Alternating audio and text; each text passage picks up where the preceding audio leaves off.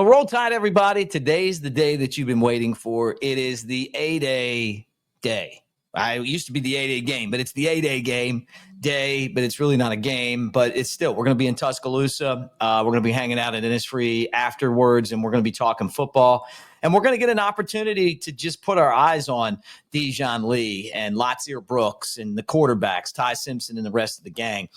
Kalen DeBoer talked about where he thinks the program is. And I want to kind of get into what I think about where the program is and his contribution to that and his staff and this team and the direction that this team and this organization are going. I think that's exciting. We're going to do that on the show today. Like, subscribe, thumbs up. We're brought to you by Pearl River Resort over in Philadelphia, Mississippi. Roll Tide. Let's go.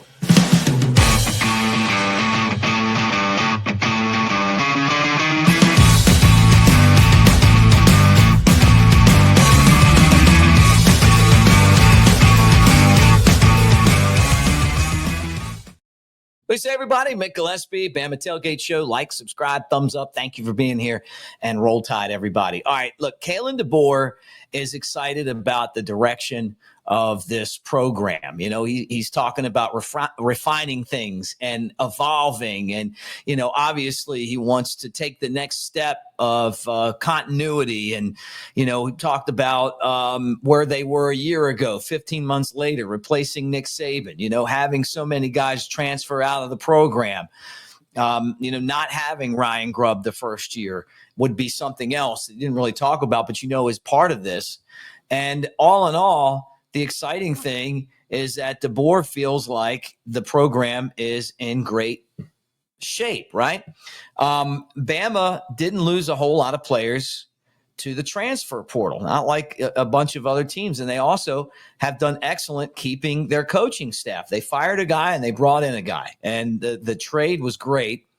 The coaches want to work with Kalen DeBoer. They like him. They believe in him. And they should. I mean, he's been, you know, nothing but a successful coach, but someone that also understands what it takes to win. And, you know, when you talk about around 80% of first-year players coming back for a second year, that matters, man. You know, it really matters. You know, retention is such a big deal. You know, we talked about this with Nick Saban, who's the best coach of all time. But it felt like they couldn't retain anybody. They'd get guys coaching, come in, the coach would leave, take another job, take 2 or 3 guys with them. Every year in the offseason, it was just like they were like a coaching tree for everybody to come pick the fruit off of.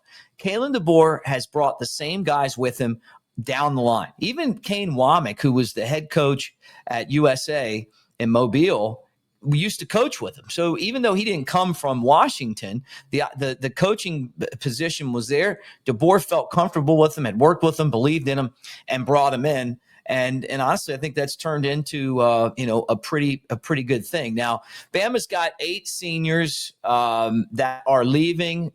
You know, they're down a couple guys on offense, a couple guys on defense. The special teams is gutted, which honestly is another thing to look for in today's scrimmage. I mean, you know, who's going to kick field goals, who's going to snap, you know, who's going to punt, right? I think we have a good idea of all those questions. But, you know, the bottom line is that they have a bunch of dudes that came back that could have gone on defense to the NFL and left, and that they have people that are at the organization that want to be there. So I'm excited about that part of it. Now, the other thing is DeBoer saying that he feels like where the team is right now, where Alabama football program is, he called it, we're much further along, I think, than maybe he anticipated. And that's fine. I mean, like the problem is this, is that when you come in after Nick Saban, the standard to try to follow the guy that's the best that ever did it, it's going to be tough, right? But he's talking about, hey, you know, what the next phase looks like to the players, you know, getting after it with the 4th down program, which I don't think they did a good enough job of when he first got there.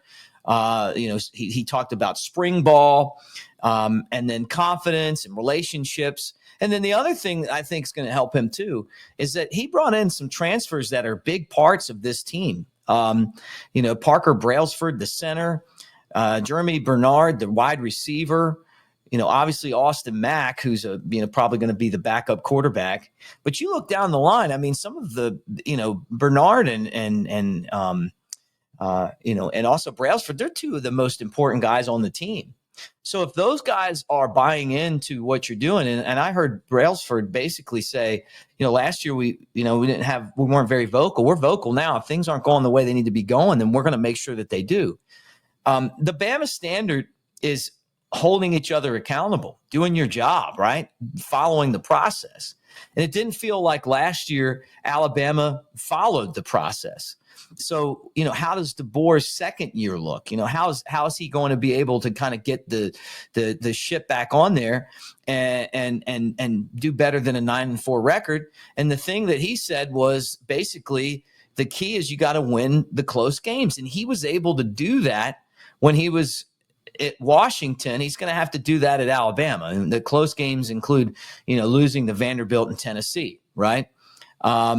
He said, hey, man, we didn't win enough of them. And then he talked about, the scores that they lost by, losing to Vanderbilt. I mean, I hope Alabama has that one circled on the schedule this year. And then obviously losing at Oklahoma. I know Oklahoma has the big name, but they're not, that's not a great organization. I mean, it's not a good team right now. But Alabama just looked like they had no game plan in that game. So, we'll see. But look, he said that he's really proud of the way that the team stuck together. He said there wasn't any finger pointing, and then kind of talked about what the next thing for this team's going to be. I'm all about that, and I think that is the most important part of what's going on. You can't expect, like, coming in, taking over a new team, that everything's going to fall your way. When I'm evaluating him, though, I give him great scores on recruiting. Probably just needs to continue to build those and foster those in-state and perimeter, I call it, of Tuscaloosa relationships. I think they're trying to do that and trying to do a better job of it. But they're still recruiting at a very high national level. I mean, I'm sure when it's all said and done, they'll be back up at the top again. Although it's been a slow start to this recruiting class. I think that the way that he deals with the media is great. I think the way that the players have conducted themselves for the most part has been, stellar. They've got to work on discipline. And I feel like what he's saying, and when you hear the other players talk, they know that. And they have to get focused on, the fourth quarter program. And he said that, when Saban took over at Alabama, Mike Shula's teams couldn't win those fourth quarter games. The fourth quarter program was to push those guys to work their butts off so that they had a little extra juice in the tank to win the close games late. And we'll see how that goes, because I feel like that is something that's really important for this organization, this team right now, as they take a step forward. So that's where we are as of today. So today's going to be fun. The Bryant-Denny Stadium is going to be rocking. Weather's supposed to be great. We'll be out there, and then we'll be at InnisFree afterwards. If any of you guys want to come and hang out, talk about Bama, yell Roll Tide at us, would love to see you guys there. But this is the beginning of, I feel like, his first true season, to see what he's able to do. And it is a really tough schedule. And over under on Bama win totals 9.5. For them to hit that over, they're going to have to do the little things right. They're going to have to be disciplined. They're going to have to be focused. Ryan Grubb's going to have to be a guy that steps in and changes things a little bit with this offense. The other thing is that Kalen DeBoer talked about quarterbacks, and basically he was like, we don't want a game manager. We want someone that's going to go out there and make big plays. That's how our offense works. I think Ty Simpson can do that. But Keelan Russell's the guy that they're thinking of. Basically, let's get to where Keelan's ready and then turn him loose. Because it feels like he is a Jameson Winston, Cam Newton type of talent. I don't see him as a Bryce Young type guy. I love Bryce Young, but Bryce Young to me was excellent. But I feel like Russell kind of brings, even more dynamicness to the offense. So maybe I'm wrong. Okay. You guys tell me, though. Couple things, though, before we get off. I do want to tell you that take advantage of it right now. This is one of our best deals. You're pimping out the man cave for summertime. You got your friends and family coming over to your office. You don't want your room to look like this hotel that I'm staying in, right? You want those Daniel Moore prints or calendars or coffee mugs or all the other cool stuff that they have at newlifeart.com. Promo code is Bama Tailgate. When you check in, hey, where'd you hear about it? Bama Tailgate. When you check out, Bama Tailgate in the promo code, you get 25% off until Monday.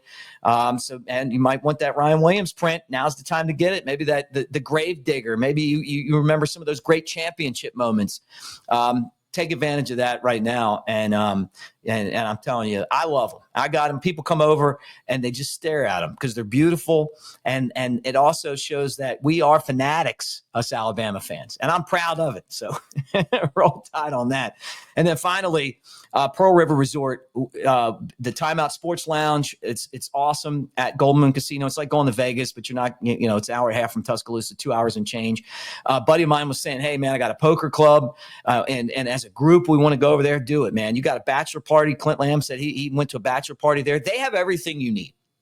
They got the spa. They got the water park. They got Dancing Rabbit golf courses. You watch Augusta, man. You get that feel like you want to go out there and feel like you're playing at Augusta. It'd be Mick or Tiger or whoever, Scheffler, all these guys that are out there. You get that feel when you're on the Oaks or the Azalea, the two amazing golf courses that they have at Dancing Rabbit golf course. You don't even need a membership to play that. They've got the best collection of slots, brand new slots in both. They've invested heavily in that. You guys, if you play slots, you'll love that as well. But blackjack, all the table games, all that over at Pearl River Resort. We appreciate them so much. All right, we will see you in Tuscaloosa today. Thanks for hanging as always, and roll tide, baby.